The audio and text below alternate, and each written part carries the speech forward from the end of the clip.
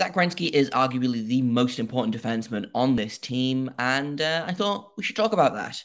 So today on Locked on Blue Jackets, we're going to be looking at his season, the career high he had, what he needs to do to take that next step in his development, and most importantly, who's going to be his defensive partner this upcoming season. That's all coming up today on Locked on Blue Jackets. Locked on Blue Jackets, your daily podcast on the Columbus Blue Jackets, part of the Locked On Podcast Network. Your team every day.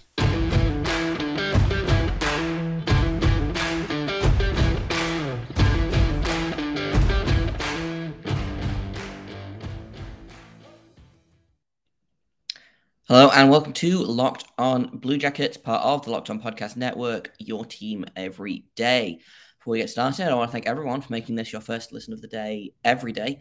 Locked on Blue Jackets is free and available on all podcast platforms and also over on YouTube. So we seem to have fixed our technical difficulties from the end of last week, and we are back with video, which is super exciting because my hair is no longer doing the weird thing that it was doing on Thursday that I couldn't show you all. But that is beside the point. I am your host, Jay Foster, here to bring you news, stories, the good, the bad, everything in between about your favorite team and mine, the Columbus Blue Jackets. Also, apparently, regular updates on my hair, the background that I am recording against, and how hot it is outside. But none of that today. Today we're talking all about Zach Werenski, who, like I said at the top of the show, probably the most important defenseman on this team. 2 years ago, you wouldn't necessarily have said that. You would have said Seth Jones. This past season for Werenski, I think, had been a very important one. I think it gave him a chance or the opportunity to stand out and say, I am Zach Werenski instead of I am one half of Werenski and Jones. And so let's talk about how he did, because I think he did pretty okay.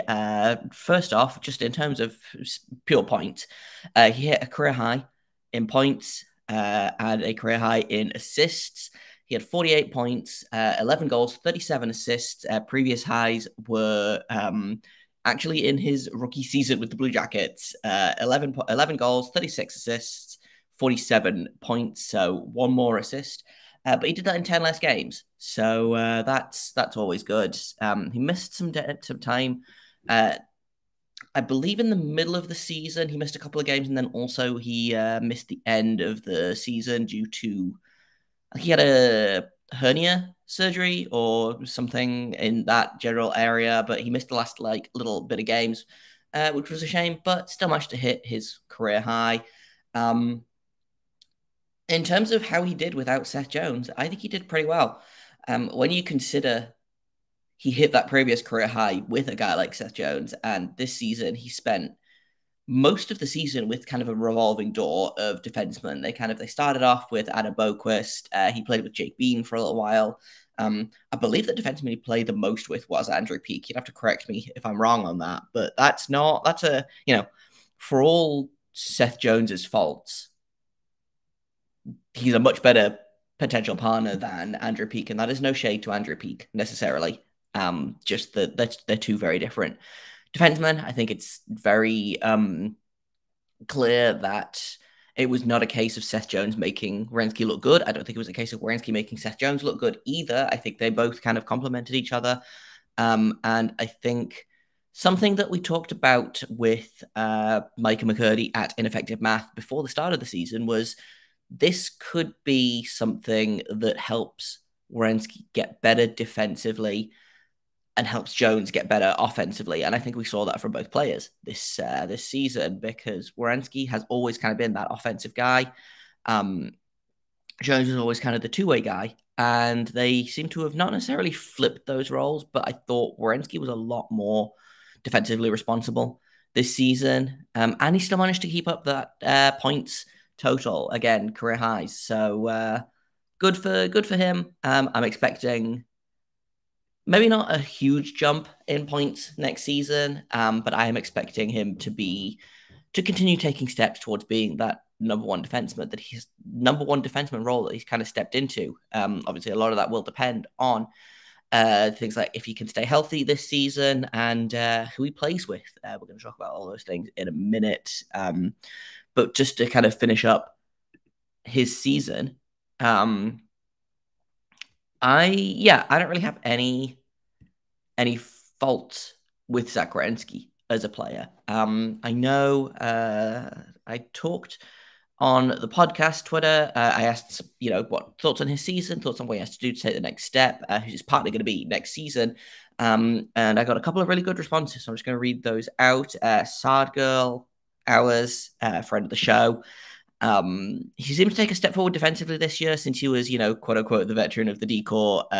Even though being 25-year-old veteran makes me feel ill, extremely same, Sargo hockey. But I want to see him combine that newer defensive ability with the offense he's proven in the past he can do moving forward. 100% agree. Again, I would argue that him hitting career highs in points with 10 less games than his previous career high, I think says that he's on that right track. But we can talk about that in the next segment. And then Jeff Trowbridge 7, hi Jeff, said, Zach really showcased his all-around skills, rewarded with a well-deserved all-star selection, just needs to keep getting stronger. Hockey is so physical.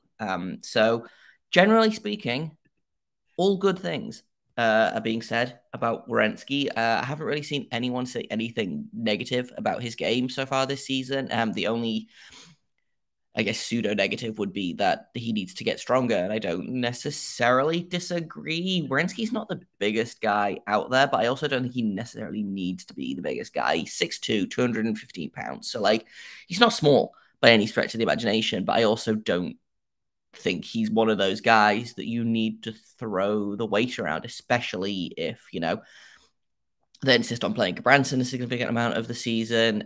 If David Jiricek, honestly, if he makes the team ends up maybe on that top pair with Werenski, again, we're going to talk about that in a minute. He has that kind of that mean streak that I don't think Werenski has that makes him really tough to play against. Not that Werenski's not tough to play against, but it'll be interesting to see who ends up on that top spot. We've got a bunch of different options, honestly. And we're going to talk about that in a minute. But first, I've got to tell you about our new partner, and that is the Drive Sober campaign for the NHTSA. You hang out with some friends, you're putting back a few drinks, few becomes a few too many. The evening comes to an end, people start to head out. You think, I should call a ride, an Uber, a cab, a Lyft, but you live nearby, you can make it home. It's no big deal. What are the odds that you're going to get pulled over anyway? And even so, what's the worst that could happen? Your insurance goes up, you could lose your license, you could lose your job, you could total your car, or you could kill someone. Everyone knows about the risks of driving drunk. The results are tragic and often deadly, but that doesn't stop everyone from getting behind the wheel while under the influence, and that is why police officers are out there right now looking for impaired drivers on our roads to save lives. So, if you think you're okay to drive after a few drinks, think again. Play it safe, plan ahead to get a ride. It only takes one mistake to change your life or someone else's forever. Drive sober or get pulled over. So let's talk potential partners for Zach Werenski, because like I mentioned in the last segment, he had a bunch of them this season. I don't have the time and ice stats. I should really have looked those up, but it's fine. Spent some time with Boquist, Bean, and Andrew Peak this season due to various injuries, chemistry, trying to get things going, etc. And I think all three of those guys are options the upcoming season, with the addition of potentially David Jiricek. And again, this might be my hottest take, but I genuinely think that there are two, maybe three players in that entire first round of the NHL draft that are NHL ready. And I think one of them is Juraj Slafkovsky, and I think one of them is David Jiricek. Signing Gabranson to this 4-year, $4 million contract does make it a little bit more complicated in terms of which defensemen are going to play, which ones aren't. But honestly, for my money, Jiricek's ready for the NHL. I think he had a really strong season. Really good to see him come back from that knee injury in the first go-round of the World Juniors. Again, didn't watch any of this most recent World Juniors, but by all accounts, had a pretty good showing there. And I'm excited for development camp in, 4 weeks, 3 weeks, 4 weeks. It's coming up real fast. So that's that's someone I'm going to be keeping my eye on. I think he's going to come in and have a monster Traverse City tournament and hopefully a really good development camp, training camp, and hopefully he does the Cole Sillinger thing of makes it really difficult for Brad Larson to get rid of him. Send him back to Czechia, send him to the OHL, the AHL, wherever. But I could also see Adam Boqvist getting some time there because I think Adam Boqvist is... It's weird. It feels a little bit like if you have Adam Boqvist on that top pairing, he almost becomes the Zach Werenski, and then Zach Werenski becomes the Seth Jones, the two-way guy. And I don't necessarily think that's a bad thing. I think Boqvist has shown flashes of top pairing stardom. Honestly, I think he could be really, really good. He's only 21. Missed a lot of time last season, injured. I feel like he's missed significant time due to injury in the past couple of seasons, but I don't necessarily, like, that doesn't worry me yet. Give it a couple more seasons, and if he's still getting injured all the time, then maybe I'll start worrying, but I can see Adam Boqvist there. I know I got one tweet from the Better Jenna. Cole Sillinger supremacy, totally agree. I think he and Bean should continue to play together. I think they could be a really good first pairing. And again, I don't disagree with that. Honestly, of the defensemen that the Blue Jackets have right now confirmed, so like we looked at this last week of Werenski, Gavrikov, Boqvist, Bean, Gabranson, and then whoever ends up on that sixth spot, Andrew Peak, Nick Blankenberg, Jiricek, whoever. Of those guys, I think Bean is the most likely. I would like to see that. I think he has a lot of things that complement Werenski's playing style. I think he also, I think, had a really good season. We're actually going to talk about him in Wednesday's episode because the Blue Jackets have no defenseman between the numbers 8 and 22, which is very funny. But so we're going to talk about him tomorrow and kind of the season he had. And again, I don't think he had as much of an impact season as he was hoping. I think the defense was generally pretty poor last season. I don't think that's a slight on individual players. I think just team wise, it was not as good as I wanted to be or the team wanted it to be, I think. So, but for my money, I think Bean is the best fit there. I think put Boqvist on that second line with Gavrikov, let Gavrikov be the shutdown defensive guy and let Boqvist kind of free to be a rover, put him on the power play. Just have fun with it. So yeah, I think that's kind of where I'm sitting at the minute. Is I think my choice. I don't think Andrew Peak should be there. And I talked in the episode I did about him last week or the week before maybe about how I like Andrew Peak a lot. I think he's got a good game. I don't think he's a top pairing guy. And that's fine. Not every guy is going to be a top pairing guy. He played a bunch of minutes this season, was not necessarily a top pair guy in a lot of them, but by necessity, he was the best right defenseman that they had for large stretches of the season because of injuries and whatnot. So hopefully that's not the case this season. I think he can really succeed in a limited minutes, slightly more sheltered role than just getting thrown out there and playing 27 minutes against the Tampa Bay Lightning or whoever. So I don't really think he's in the conversation. So Boqvist or Bean, I will be fine with either. Outside chance that David Jiricek takes that spot. Again, wouldn't be surprised, but not necessarily counting on it. So there's lots of options for Werenski's defensive partner this season. And also there's a lot of things I think that you can look at to say, okay, well, next season we need this or next season we need that. And that's what we're going to talk about in a minute. We are going to take a look at what Zach Werenski needs to do to take that next step and keep going with his development. That's coming up next on Locked On Blue Jackets. So let's talk about Werenski's future. He will be starting the first year of that contract that he signed last offseason, the $9.583 million extension that, frankly, is too much for Zach Werenski. I don't think there's any way of saying no, that's not an overpay for Zach Werenski, but we have talked about this. Sometimes you have to pay your players to get them to stay. And I think that was the first kind of domino to fall in, hey, players really do want to stick around. Because I feel like Werenski extended not long after the Seth Jones trade, and then Jenner extended, Bjorkstrand extended. Obviously, Bjorkstrand's in Seattle now, but that's beside the point. And then this season, obviously, Johnny Gaudreau walks onto the team.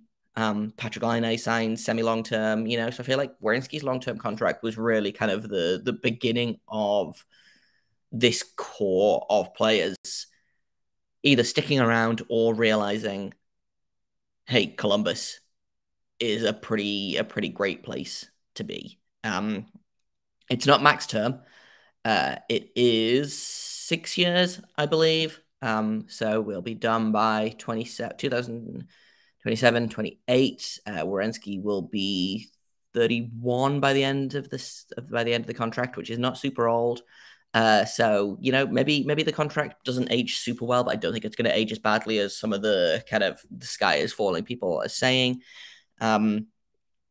And honestly, I think you look at the way his career has gone so far, his pro career, and also his University of Michigan career. Played 2 seasons there. In his freshman year, he had 25 points in 35 games. Sophomore season, 36 points in 36 games. Walked onto the Lake Erie Monsters at the end of the season. Had 14 points in 17 playoff games. That was that ridiculous Lake Erie Monsters run where they basically, I think they went like 17-2 or it would have been 15-2 to take the Calder Cup that season. Just an absolute monster team.